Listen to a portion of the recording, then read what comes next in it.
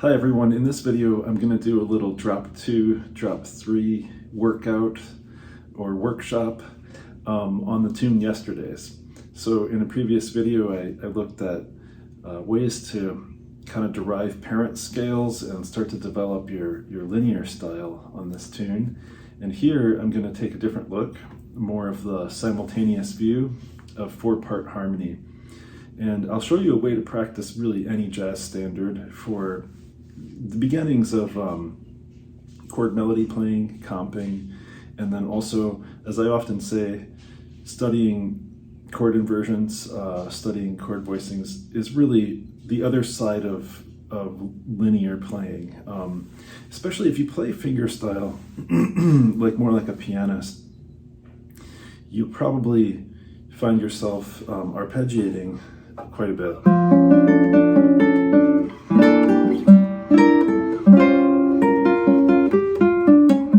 So the lines between, you know, comping and chord playing and arpeggio jazz lines are a little bit blurred.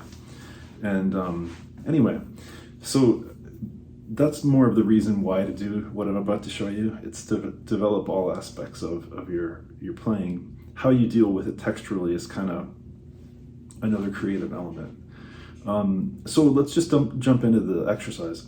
So the tune starts on D minor, and I would play D minor 6 or D minor major 7, not D minor 7, because this tune is more, you'll see that most people treat this more as a kind of a melodic minor type home bass. So how do we go about learning chords for a tune like this? Well, what I'm going to suggest here, I'll show you a few sets of drop voicings. Before I do, let me say this. It's hard on YouTube to know who I'm talking to. There's some people who are just getting started with these jazz chords and they have no idea really about it, which is fine. I was there once. There are other people who are really expert and they feel like, well, this guy's just teaching basic stuff. I know all this, right? And so I would just say if you watch a little bit of this video and you want to know more about this, but it's a little overwhelming, buy my book, the drop voicing book, or another drop voicing book, or search online, find the information, and read the basic theory behind it.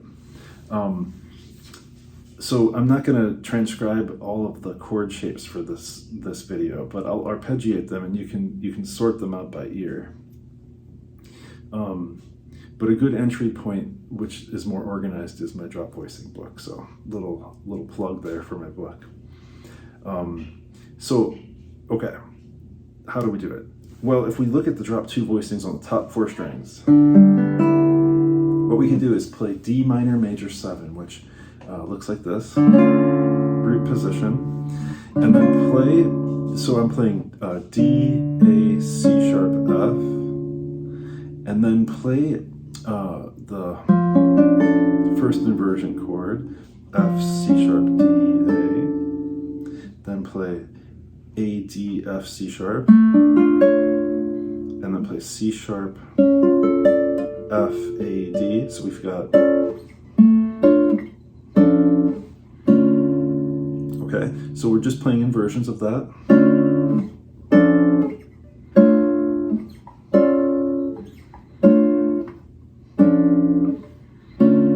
For E minor 7 flat 5, we play all the inversions. I'm not really playing the harmonic rhythm. I'm rehearsing the inversions so that I know the harmony all over the neck. So for E minor 7 flat 5,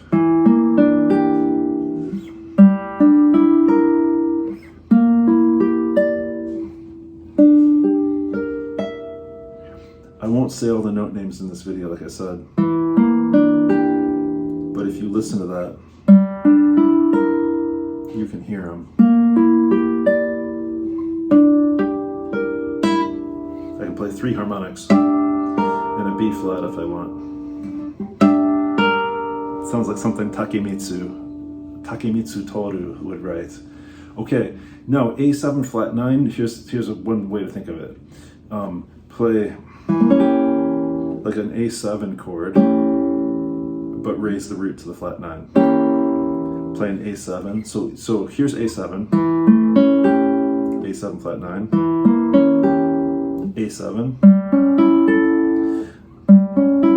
A7 flat 9, A7, A7 flat 9, A7, A7 flat 9,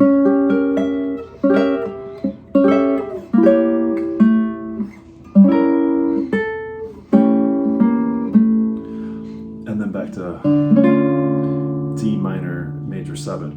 Now I'll play D minor 6 this time, because that's also a good sound that pulls from the D melodic minor scale. So D minor 6 would sound like this.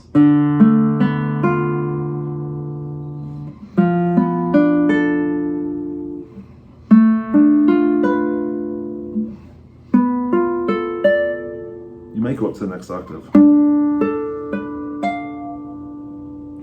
Then we're back to E minor 7 flat 5. We'll come down from here.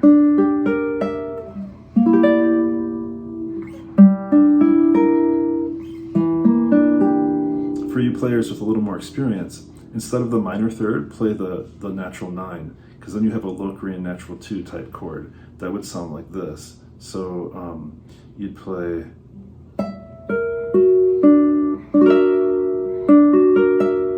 and then here you'd play.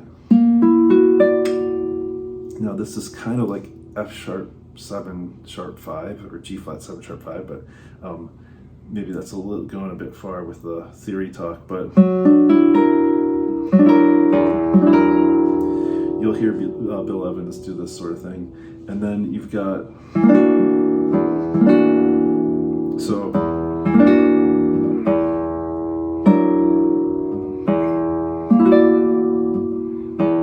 and where are we? This one, right. So it's E7, E minor 7 flat 5, but I'm replacing the flat third. I'm putting the ninth, the natural 9 in its place. And then let's keep this up. Let's do something different. So instead of A7 flat 9, this time let's do A7 flat 9 flat 5. But watch what happens when we do this. Here's A7. I raise the root to flat 9, which is B flat.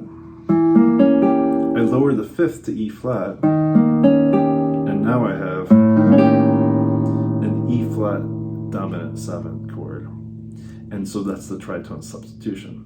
So the flat 5, flat 9 creates the tritone substitution. Now, that's a little crazy, but let's try this on each position, each inversion. So we have A7, A7 flat 9, lower the fifth, that's the tritone sub.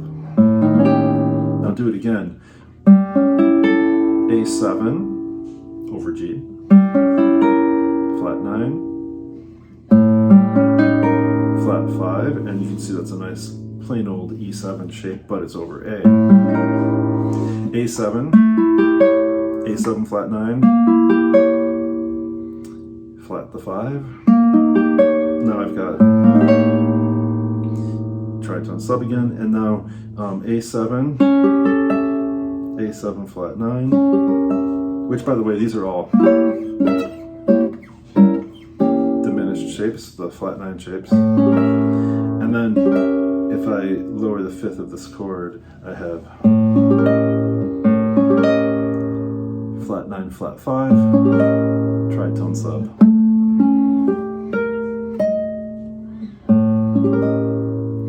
So you can see what I'm doing. I'm just investigating the string set, I'm doing the inversions. If the chord repeats, maybe I do a slightly different color for the chord.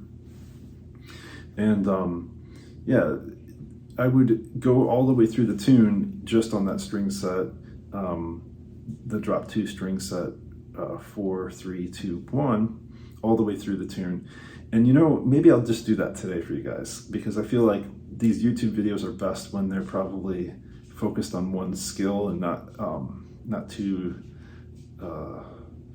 chaotic. So if we go to bar 5, we've got D minor again. And here, I think what I'll do is I'll play D minor 6. And then you'll notice that in the actual tune, the bass note changes to C sharp. So what I'm going to do is just treat that measure as a D6 to D minor 6 to D minor major 7. And I'll do that in each position.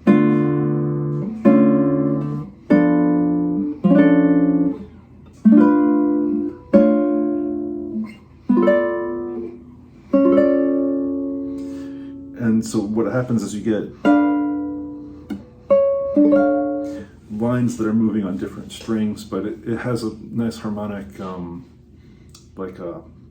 it's a stable sound, one parent scale sound, but it has motion. In bar 6, we've got to change our scale. And I had mentioned in the previous video I did, Improv Lab number 7, I think, I was talking about pulling from the 4th mode of A harmonic minor here. So, just a moment here. I need a little tea. So what we could do is if we start moving voices on a chord, we could think of those voices as being derived from A harmonic minor. So we're here in bar 6. We're going to play just a D minor 7 chord. So like this.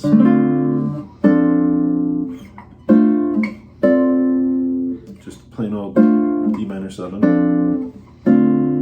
But what might be cool is to pull in those tones, the G sharp and the B, which come from the A harmonic minor. So we get these little enclosure type things around the 5th of the D minor 7 chord.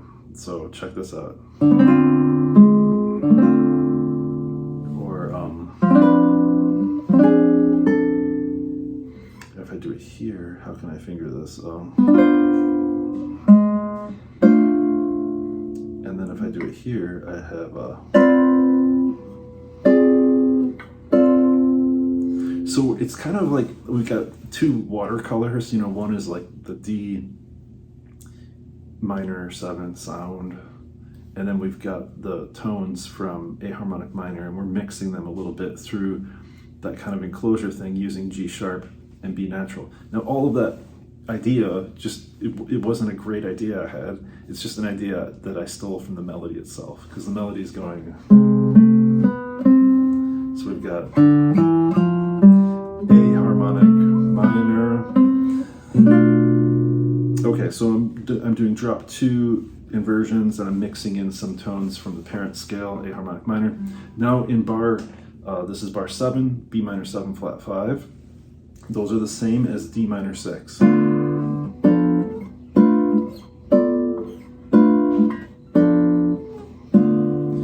And then for E7, let's just do a plain E7 right now. So we've got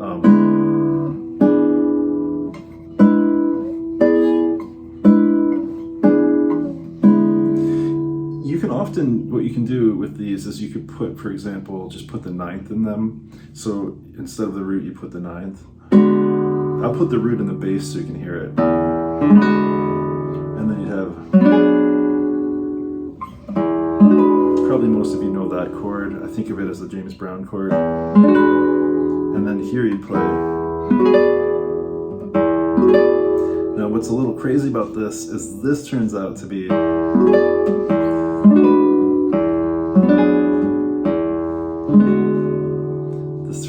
B minor 6. So this is the minor 6 on the 5th. It's the thing that Barry Harris talks about a lot. Although, I didn't study with Barry Harris. I watched a lot of his videos. I've checked out books about him. I know there are great YouTube channels about his stuff. Things I learned from Barry Harris is one channel I recommend. But the minor 6 on the 5th gives you really this 9th chord harmony, is essentially what it does, because you're playing 5, 7, 9, 11, right? So it gives you a really 11th chord harmony.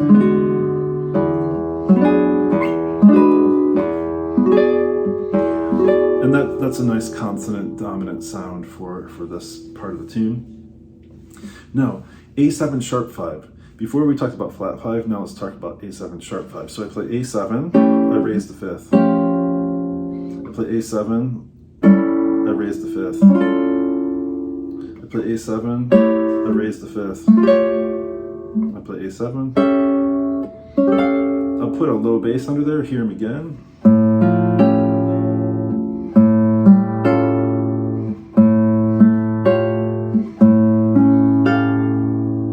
Then let's do D7 like this. And play a ninth on there too.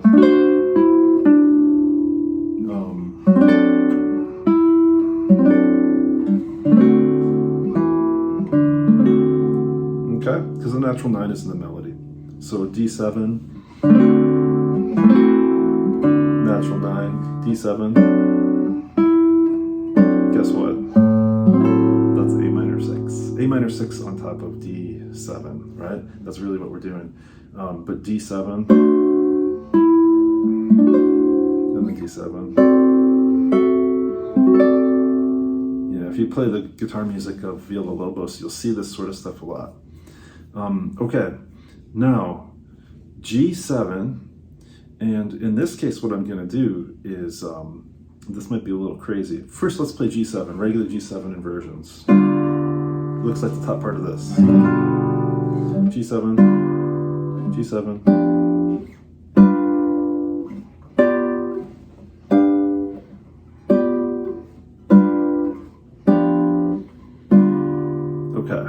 Now, this is a little wacky, but what I'm going to do is I'm going to play, let's do this. Let's play the 6th instead of the 5th. So instead of this, we play this, which sounds not so great in that inversion. Let's hear it in this inversion.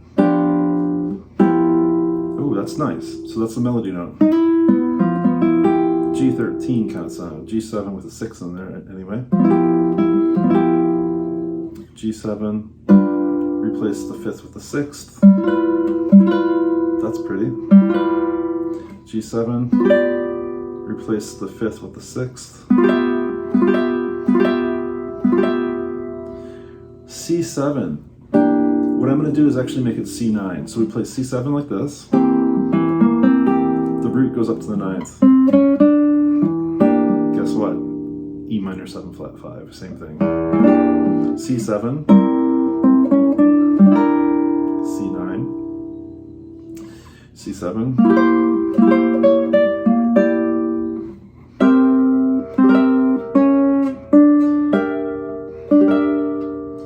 now C minor 7, let's do it like this, basic voicings. We saw these before on D minor 7. I'll arpeggiate them so you can hear them.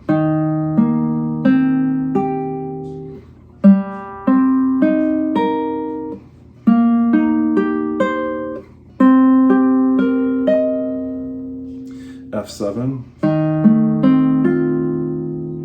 then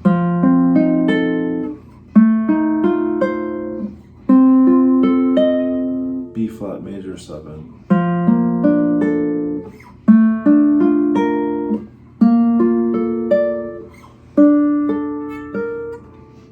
I'm kind of speeding up through these because we've talked about ways to make these prettier already. I would back up just for a second on the C minor 7.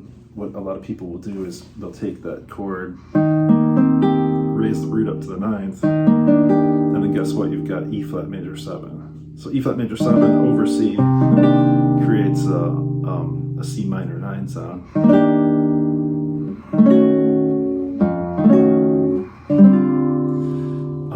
Okay, I did B flat major 7. Let's do E flat major 7. For E flat major 7, and then out here E minor 7 flat 5, A7 sharp 5. Excuse me a moment there. My batteries on my camera is getting low. A7 sharp 5. So A7, raise the 5th. A7, raise the 5th. A7, raise the 5th, A7, raise the 5th, and then we're back to maybe D minor 6 if you like that sound. Okay, so this turned out to be a video about drop 2 voicings, and inversion practice. Now, as you start to learn the pure inversions, like you'll learn in the drop voicing book if you pick it up, you'll start to maybe desire more color, and you saw some ways in which I did that. I'm pulling from the parent scales, I'm doing little surround notes, or sometimes I'm replacing the fifth or the root with the sixth or the ninth. I'm putting a flat nine on dominance, I'm altering the fifth, but all of that, the ability to do that and the memory structure internally in my brain came from having looked at all the pure sounds first, the diatonic sounds, and then altering them. So I know them in relation to one another, and it forms kind of a memory chain. And so part of learning any song is going through, I think, with at least 5 sets, at least 5 string sets. So I could show you what those are. There are 9 possible ones on the guitar, or 9 good ones on the guitar for drop voicings.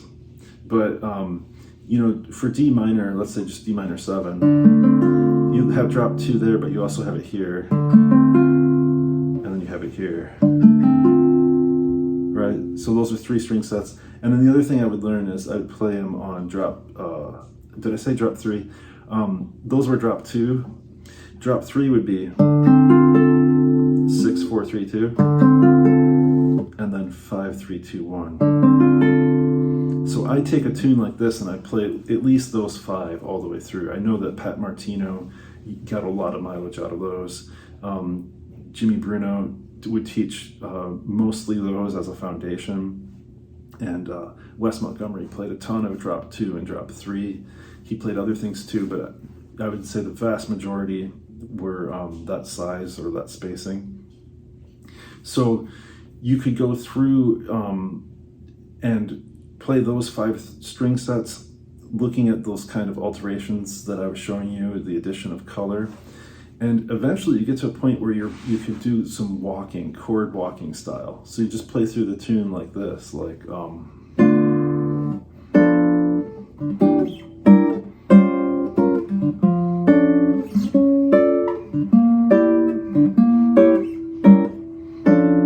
so you're kind of comping, but you're testing yourself constantly, and you'll see that this has a huge impact on your ability to improvise lines.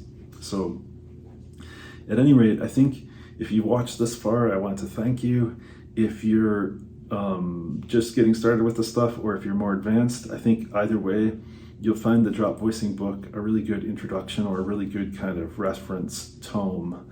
And I go through some exercises like that in the book. So yeah, please subscribe to the channel. It helps me continue to make these videos. And thanks for checking out this little world of harmony here with me.